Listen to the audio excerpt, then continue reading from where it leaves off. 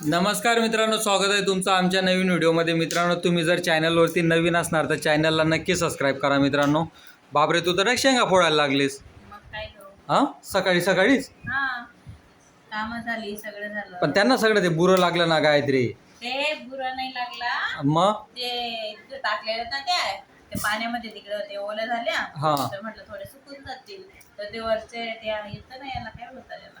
काय बुरशी बोलतात ना. बुरशी बोलतात. हा, मग ते काय सगळे बुरशी लागले ना. हे बघा, ते माझ्या सासू सासऱ्यांनी शेंगा आणल्या होत्या त्या बघा. तिला म्हटलं का काय आलं. मध्ये नाही लागले, मग ते वरतीच लागले. वरतीच लागले. मध्ये चांगले. हे बघा, दिसत नाही. दाखव शेंगदाणे, दाखव ते. हा, दिसत नाही का? हे आपले गावाकडचे आहेत, म्हणजे शेतामधनं आणलेले ते माझ्या सासऱ्यांनी. गळत होतं ते एवढं चांगले सगळ्या शेंगा खराब होऊन गेल्या. हे पत्र्यावर ना पाणी सगळं येत होतं ना, आपलं पावसाचं पाणी. आम्ही रात्रीच्या वेळी झोपलो होतो तेव्हा पूर्ण पाणीच पाणी किचन मध्ये झालं होतं. रूम मालकाने काय कागद वगैरे काय टाकला नव्हता, म्हणून ते शेंगा कसे गोणीमध्ये होते का काहीतरी.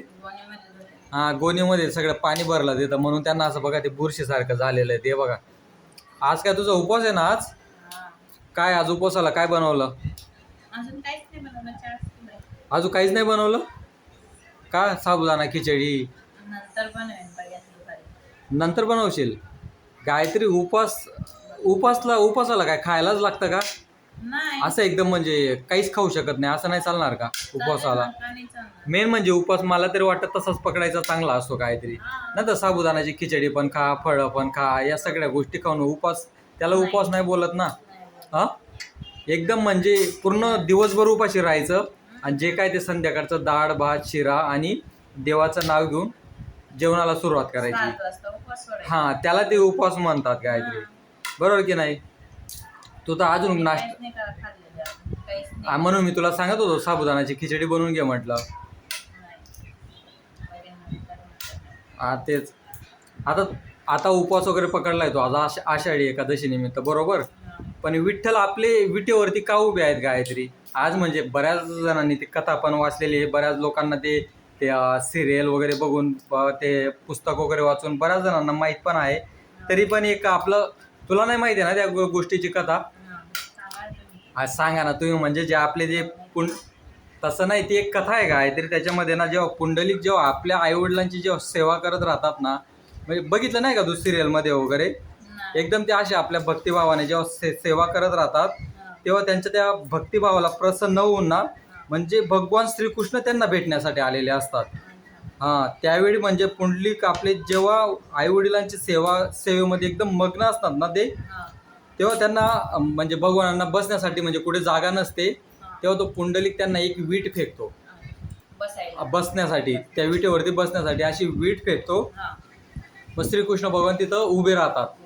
हां, त्या विटेवरती मग असे कमरेवरती हात वगैरे ठेवून असे उभे राहतात. म्हणजे पुंडलिक एवढे मग्न असतात ना, फक्त आईवडिलांची सेवा. हां, आईवडिलांची सेवा करत राहतात ते फक्त.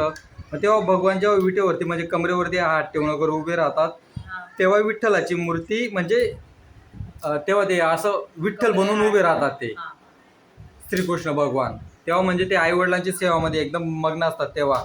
आणि जर विठ्ठलाचा जर प्रचार आणि प्रसार जर कोणी केला असेल ना काहीतरी, तर आपले जे आहेत संत नामदेव, संत ज्ञानेश्वर, संत तुकाराम, संत जनाबाई, यासारख्या म्हणजे संतांनी आपले जे विठ्ठल आहेत ना, त्यांचा प्रसार केलेला आहे विठ्ठल भक्तीचा, जर बघायला गेलं तर. आणि चंद्रभागा जी नदी आहे, तिला चंद्रभागाच्या नदीकाठी जे आपलं विठ्ठलाचं मंदिर आहे, ते चंद्रभागा नदीचं नाव कसं पडलंय माहिती आहे? कारण की त्या नदीचा आकार ना चंद्रकोर सारखा आकार आहे त्या नदीचा, म्हणून त्या नदीला आज चंद्रभागा म्हणून ओळखलं जातं. आज लाखो भाविक असतात तिथं. आता आम्ही पण गेलो तिथं, आता आम्ही पण जायचो ना तिथं. तिथं आंघोळ पाणी वगैरे म्हणजे भरपूर व्यवस्था वगैरे.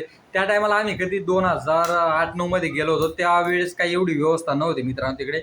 आता हां, तेव्हा आजोबांसोबत गेलो होतो ना मी, तेव्हा म्हणजे त्या पुंडलिकावरतीच कथा आहे काहीतरी ती पूर्ण एकदम भक्तिमय. म्हणजे ना, त्यांनी डायरेक्ट आईवडिलांच्या सेवेपासून म्हणजे ते कधी लांबच गेलेत नाही, फक्त आईवडिलांची सेवा करत राहिली की डायरेक्ट त्यांना म्हणजे देव भेटण्यासाठी आले होते, श्रीकृष्ण भगवान आले होते बसण्यासाठी. तरी त्यांच्याकडे लक्ष सुद्धा नाही त्यांचं की कोण आलंय काय आलंय ते. म्हणजे देव आलाय असं वाटलंच नाही ना त्यांना, वाटलंच नाही. बघितलंच नाही ना त्यांनी. त्यांनी म्हणजे एकदम असं साधारण असं माणूस आहे बाबा असं म्हणून ते असं बसायला हा गेले असं तेच म्हणजे विचार कर त्यांनी आईवडिलांची सेवा किती केली असेल. ती एक कथा आहे, काहीतरी लागल्यास तर मला कुठे पुस्तक वगैरे भेटलं ना, ऑनलाईन बघतो लागल्यास तुला मागून देईल ते पुस्तक. ते पुस्तक पूर्ण वाच लागल्यास तू. म्हणून आई विठ्ठल ना विटेवरती उभे आहेत गायत्री. बाकी काही नाही, बघू आपण पंढरपूरला आपल्याला कधी जायचा योग भेटतो कधी नाही. अजून तर नाही, बघू अजून. आता तर जाता येणार नाही आम्हाला, त्रिशू पण लहान आहे म्हणून आम्ही जास्त लांब लांब कुठे जात नाही फिरायला सध्या तरी. आता बघू, आई पप्पा वगैरे ते पण सोबत राहिले तर आम्ही नक्की जाणार पंढरपूरला. यावर्षी नाही पण पुढच्या वर्षी बघू. यावर्षी तर काय म्हणजे जाता झालं नाही, नाहीतर आता अजून आपल्याला जेव्हा आपल्याला जायचंय तेव्हा आपण जाऊन फिरून यायचं. हा म्हणजे सांगू तर नाही शकत हा जायचं जे होते तर सांगू शकत नाही आपण. जेव्हा जायचं राहील तेव्हा अचानक ठरेल ना, मग तेव्हा जाऊया. मग सगळे सोबत राहिले तेव्हा बघू आपण. ते मामीन त्यांचा फोन आला होता ना, उपवास आहे मामीन त्यांचा पण.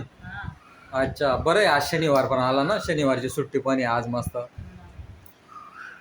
तुम्ही कामावर गेलेत ना, हा मग तुला तर टिफिन बनवायला लागला असता. मग बनवूनच दिला असता, असं पण जेवण तर बनवायलाच लागेल.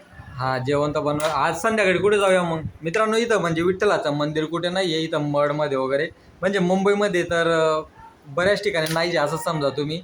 जे काय आपला किल्लेश्वरला जाऊया ना. किल्लेश्वरला शंकरजी बाबांच्या मंदिरामध्ये.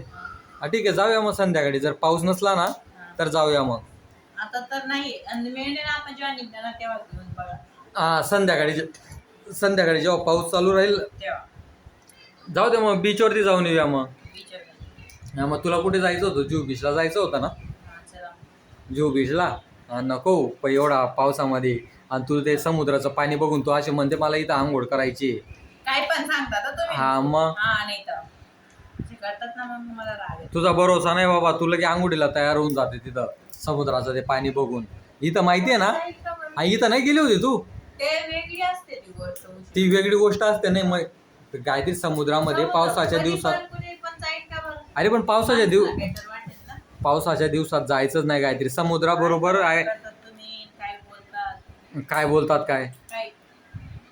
पाणी बघून लगेच तशी काय आंघोळ नाही करून निघलो. अरे आंघोळ नाही, पण तू समुद्रामध्ये खेळायला जातेच ना तिथं. आता कधी गेलेलो आपण?